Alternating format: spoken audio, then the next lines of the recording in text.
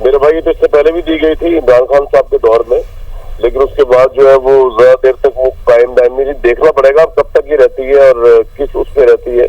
पाकिस्तान में अगर पाकिस्तान के इदारों ने फैसला किया है, सिविलियन गवर्नमेंट ने अगर फैसला किया तो कुछ पता नहीं कल चेंज हो जाए, लेकिन अगर इदारों ने फैसला किया है कि पॉलिटिकल ब्लैकमेलिंग या मजहब के नाम पे ब्लैकमेलिंग और उसकी बुनियाद के ऊपर फितना फसाद या लोगों के जज्बात को भड़काना, इसको अलाउ नहीं किया जाएगा, तो फिर तो हो सकता है कि ये हम देखें कि इस तरह की हर तंजीम पाबंदी लगे।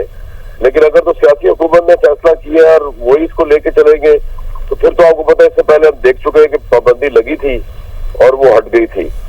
तो ये देखना पड़ेगा अभी लॉन्ग तराजुर में कि किस हद तक ये रहती है। सही। कामरान साहब, आप इस शुबे का इजहार कर रहे हैं कि ये सस्टेन नहीं कर पाएगा, क्या प्रेशर्स होते हैं, क्यों आपको ये शुबा है कि सस्टेन नहीं कर पाएगा ये फैसला? नहीं, ये शुबा नहीं, मैं तो ये कह रहा हूँ कि इससे पहले हो चुका है इमरान साहब के दौर में, और उसको फिर खत्म कर दिया गया था, एग्रीमेंट हो गया था, पॉलिटिकल गवर्नमेंट ने फैसला किया था, लेकिन वो उससे खुद ही पीछे हट गए थे। लेकिन अगर यहाँ पर पाकिस्तान के इदारों ने फैसला किया है तो हो सकता है कि ये पक्का काम हो, और इस लिहाज से एक बड़ी इम्पोर्टेंट डेवलपमेंट है। दूसरों को मैसेज जाएगा कि जिस तरह अब देखे ना, ये जो TLP ने किया इसका कोई जवाब ही नहीं बनता था। एक मामला रफा दफा हो चुका, पूरी दुनिया जो है उसने एग्री कर लिया, पाकिस्तान ने एक बहुत बड़ा रोल प्ले किया फलस्तीन के इशू पे, तो ये ले चले यहाँ से लोगों का मजमा उठा के और लोगों के जज्बात को लेकर के इस्लामाबाद जाएंगे, मतलब ये तो बहुत ही ज्यादती है। कोई तो कानून होना चाहिए ना, किसी तरीके से तो ये मुल्क इतना चल ही नहीं सकता। यहाँ पे लाहौर से निकलते हैं माल रोड बंद होता है, पूरी आपकी इकॉनमी तबाह हो जाती है। इसी तरह पॉलिटिशियन से फेडरेशन में दिया करते थे और ये करते थे, वो भी गलत था। तो इस मुल्क की बिजनेस के आगे हालात बड़े खराब है।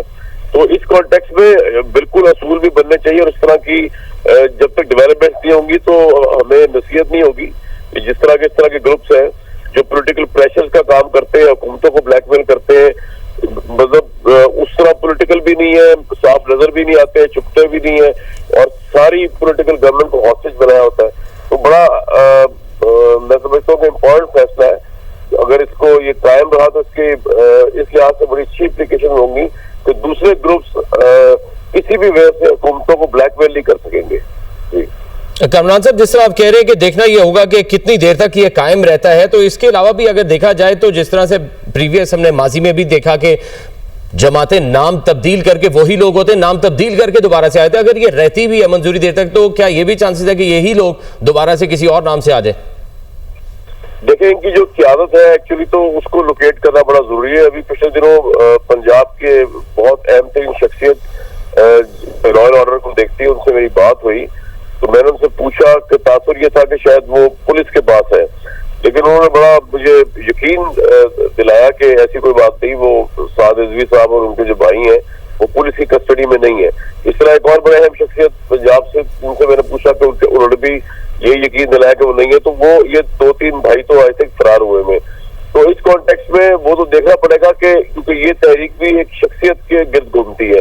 इससे पहले इनके वालिद साहब थे और अब ये खुद है, तो अब ये देखा जाएगा कि ये अगर पकड़े जाते हैं, गिरफ्तार होते हैं, तो फिर केसेस की नोयत क्या होती है, या इनको खुला हाथ दे दिया जाता है। अगर देखो खुला हाथ छोड़ दिया जाता है दोबारा और ये गिरफ्तार भी नहीं होते, इनके कोई केस भी नहीं चलता, या केस बन के कॉम्प्रोमाइज कर लेती है गवर्नमेंट, तो फिर तो इस नाम से बनाए या किसी और नाम से बनाए दोबारा भी एक्टिव हो सकते हैं, बिल्कुल हो सकते हैं। लेकिन अब आप यह भी देखिएगा, ये मामला सुप्रीम कोर्ट में जाना है, क्योंकि किसी भी पार्टी को जब आप इस तरह बैन करते हैं तो सुप्रीम कोर्ट उसका फिर आखिरी फैसला तो वही करती है। तो हमने ये भी देखना है कि ये वफाकी हुकूमत जो है उसका ये केस कितना मजबूत है और उसने क्या उसके अंदर चीजें पेश करेगी एविडेंस के तौर पे, और सुप्रीम कोर्ट को किस तरह देखती है।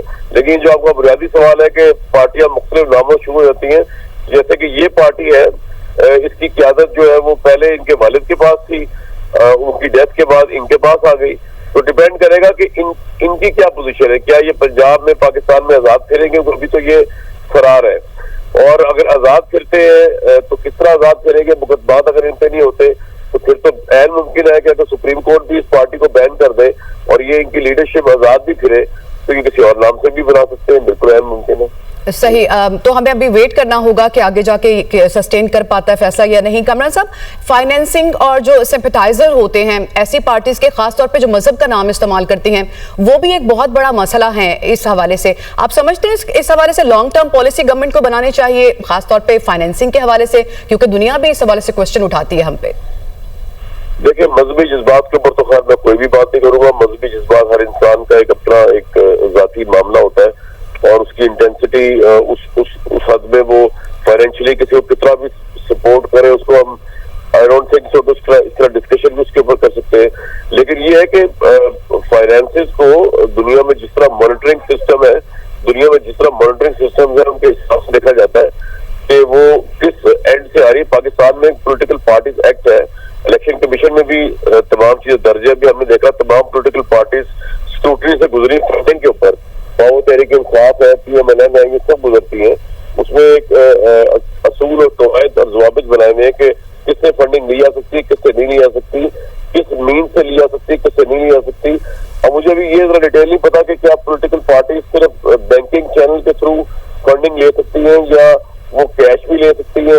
मेरा ख्याल में अगर बैंकिंग चैनल के थ्रू नहीं ले सकती तो ये भी रूल बना देना चाहिए कि कोई भी पॉलिटिकल पार्टी पर्सनली हाथ से कैश के जरिए अमाउंट को ले ही ना सके, ना वो जेवरात की सूरत में, ना किसी और चीजों की जरूरत में, ना कैश की जरूरत में। और हर चीज अकाउंट होनी चाहिए पार्टी के फंड के नाम पे, ताकि पता तो चले कि कौन सी फंडिंग कहाँ से आ रही है, उसका क्या यूज हो रहा है। दुनिया जहान में अब जब से टेररिज्म फैला, ये चीजें तो अब बिल्कुल डिसिप्लिन हो चुकी हुई है। बड़ी बड़ी पॉलिटिकल पार्टी इस तरह फंडिंग ले ही नहीं सकती कि कोई कैश आके पकड़ा देगा आपको या कोई अपने जेवरात पेश कर देगा। ऐसे अब हो ही नहीं सकता। अब तो हर चीज जो है वो बैंकिंग चैनल के थ्रू होती है। जिस तरह हम यहाँ पे प्रॉपर्टीज जो है इस तरह बेच नहीं सकते, it has to go through the banking channel. तो पॉलिटिकल पार्टीज तो एक बहुत इंपॉर्टेंट एंटिटी है जो अगर नेगेटिव रोल प्ले करने पे आए तो बहुत नेगेटिव रोल प्ले कर सकती है। तो उनके लिए तो बड़ा जरूरी है कि बैंकिंग चैनल की ऑब्लिगेशन बना देनी चाहिए। अब इसमें भी सर मेरे ख्याल से आगे मजीद जिस तरह लूप होल्स होंगे कि फ्रंट मैन रखे होते हुए उनके जरिए फंडिंग हासिल कर रहे हो, कर भी देते हैं कि जी बैंकिंग चैनल के थ्रू ही आपने लेनी है। हमारे साथ सर माहिर कानून राजा खालिद साहब मौजूद हैं, मजीद उनसे जान लेते हैं। सर, किस कानून के तहत ये इनके खिलाफ पाबंदी की मंजूरी दी गई है, थोड़ा सा आवाम के लिए वजाहत दीजिएगा सर। जी देखिए, पहली बात तो ये है कि कॉन्स्टिट्यूशन ऑफ पाकिस्तान का आर्टिकल है 17, उसका सब आर्टिकल 2 ये कहता है कि अगर कोई political party prejudicial to sovereignty या इंटीग्रिटी पाकिस्तान है तो उस पे पाबंदी लगा सकती है फेडरल गवर्नमेंट। और उसका फिर जो हमारा जो पॉलिटिकल पार्टीज ऑर्डिनेंस है 2002 का, उसकी जो सेक्शन 15 है वो ये कहती है कि अगर कोई पॉलिटिकल पार्टी जो मुल्की सलामती के खिलाफ जिसके कोई दाने या डांडे मिलते हों या पाकिस्तान की इंटीग्रिटी के खिलाफ हो, मुल्क की सिक्योरिटी और सेफ्टी के खिलाफ हो, तो या कहीं वो फॉरेन फंडेड पार्टी हो, तो ऐसी पार्टी पे एक्ट के तहत पाबंदी लगाई जा सकती है सेक्शन आर्टिकल 17(2) को मद्देनजर रखते हुए। और उसका तरीकेकार ये है कि फेडरल गवर्नमेंट एक रेफरेंस भिजवाएगी सुप्रीम कोर्ट ऑफ पाकिस्तान में, और उससे पहले ये जब वो पाबंदी लगाती है फेडरल गवर्नमेंट कैबिनेट की मंजूरी से, तो वो ये करते हैं कि गजट ऑफ पाकिस्तान में उसे बाकायदा पब्लिश किया जाता है और with in 15 days supreme court of Pakistan को रेफर किया जाता है कि सुप्रीम कोर्ट पाकिस्तान उस पे आप उस रेफरेंस को डिसाइड करे। ये कहीं पे कॉन्स्टिट्यूशन में या पॉलिटिकल पार्टीज ऑर्डिनेंस में ऑर्डर में ये नहीं लिखा हुआ कि कितने दिनों के अंदर सुप्रीम कोर्ट ऑफ पाकिस्तान उसे एडजुडिकेट करते हुए, उसकी समाअत करते हुए उस पे अपना डिसीजन देगा। लेकिन सुप्रीम कोर्ट उसकी जो फाइंडिंग होगी that would be eternal, that would be final.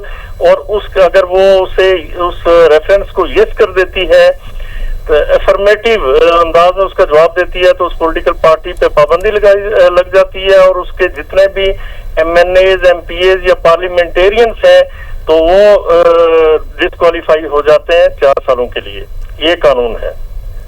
सही। तो सर ये बताइएगा कि आप हमारे साथ ही मौजूद रहिएगा। कंवर दिलशाद साहब भी हमें ज्वाइन कर चुके हैं, साबिक सेक्रेटरी इलेक्शन कमीशन है। Thank you so much for your time sir. बहुत बड़ी डेवलपमेंट हुई है, TLP पर पाबंदी लगा दी गई है फेडरल गवर्नमेंट की जानिब से। How you see that sir? इसमें वफाकी हुकूमत के ये सवाबदीदी इख्तियारात हैं कि ऐसी कोई सियासी पार्टी जो आइन के आर्टिकल 17 सब सेक्शन 3 की खिलाफ वर्जी करते हुए स्टेट के खिलाफ कोई कार्रवाई करें तो उसको वो कायम करार दे सकती है। और ये वजारत दाखिला की तरफ से एक रेफरेंस जाएगा वफाकी हुकूमत को। वफाकी हुकूमत ने आज उसकी मंजूरी दे दी है, तो अब इसकी मंजूरी के बाद 15 दिन के अंदर अंदर इसको सुप्रीम कोर्ट ऑफ पाकिस्तान में वफाकी हुकूमत को अपना फैसला भेजना पड़ेगा। अब 15 दिन के अंदर अंदर जो रेफरेंस दाखिल होने के बाद फिर आर्टिकल 17 के तहत 1 महीने के अंदर अंदर सुप्रीम कोर्ट ऑफ पाकिस्तान को अपना फैसला सुनाना पड़ेगा और उसमें ये तमाम हकायक को देखेंगे, तमाम उसको जवाब देखेंगे, नोटिस जारी करेंगे और इसके बाद अगर वो इस नतीजे पर पहुंच जाए कि वफाकी हुकूमत का फैसला दुरुस्त है और वफाकी हुकूमत के फैसले को तौसीह कर दें तो वो इलेक्शन कमीशन ऑफ पाकिस्तान को रेफरेंस भिजवाएगा सुप्रीम कोर्ट ऑफ पाकिस्तान और सिर्फ उसको उसके रेफरेंस की रोशनी में इलेक्शन कमीशन पाकिस्तान उस पार्टी को बाकायदा कलदम करार देने का नोटिफिकेशन जारी करेगा और उसके तमाम सूबाई कौमी असम्बली के मेंबरान जो हैं वो डी सीट हो जाएंगे। उनके इस सूरत में तमाम मेंबरान डी सीट हो जाएंगे। हमारे साथ साबिक सेक्रेटरी इलेक्शन कमीशन कुंवर दिलशाद साहब मौजूद थे। सर, आपके कीमती वक्त का बहुत शुक्रिया।